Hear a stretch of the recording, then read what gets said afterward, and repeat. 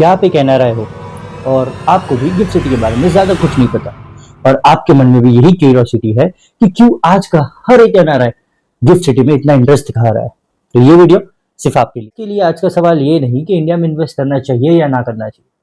उनके लिए सबसे बेस्ट सवाल ये होना चाहिए कि अगर इंडिया में हमें इन्वेस्ट करना है तो हमें कौन से रूट के थ्रू आना चाहिए। अगर आप एक एनआरआई हो और आपको अभी भी गिफ्ट सिटी के बारे में कुछ भी नहीं पता तो आप अपनी लाइफ की सबसे बड़ी फाइनेंशियल मिस्टेक कर रहे हो। मोस्ट एनआरआईज इंडिया में इन्वेस्ट करते हैं तो आया एनआरई या फिर एनआरओ बैंक अकाउंट के थ्रू।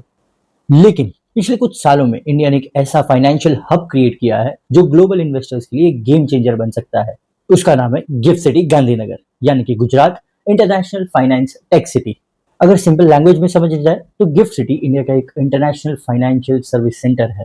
मतलब कि इंडिया का एक अपना फाइनेंशियल हब, बिल्कुल सिमिलर सिंगापुर और दुबई के फाइनेंशियल हब जैसा। अब सवाल आता है कि एनआरआईज को इससे क्या फायदा।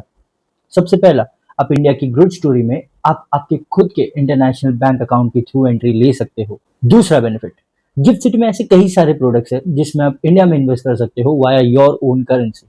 जैसे कि यूएसडी में अगर आपको करना है तो you don't need to change your currency to INR and then invest into India.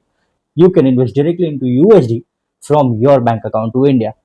ये एनआरआईज को इस तरह से हेल्प करता है कि आपको हर बार इन्वेस्ट करने के पहले आपका यूएसडी इंडियन करेंसी में कन्वर्ट नहीं करना पड़ता।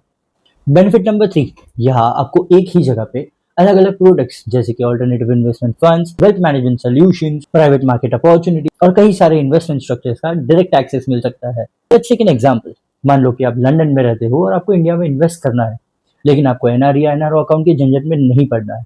तो what you can do is आप आपके लंदन के बैंक अकाउंट से डायरेक्टली गिफ्ट सिटी के फंड में इन्वेस्ट कर सकते हो without converting your money into INR. बात करते हैं रिडेम्पशन की, तो रिडेम्पशन भी बड़ा ही सिंपल है। आपने चाहे लंदन से इन्वेस्ट किया हो, लेकिन लेट्स से 5 साल के बाद आप न्यूजीलैंड शिफ्ट हो जाते हो और आप वहां के रेसिडेंट और टैक्स पेयर बन चुके हो, तो आप आपका पैसा वहां पे भी विड्रॉ कर सकते हो और वो टाइम पे जो भी न्यूजीलैंड का टैक्सेशन रहेगा वही आपको भरना होगा।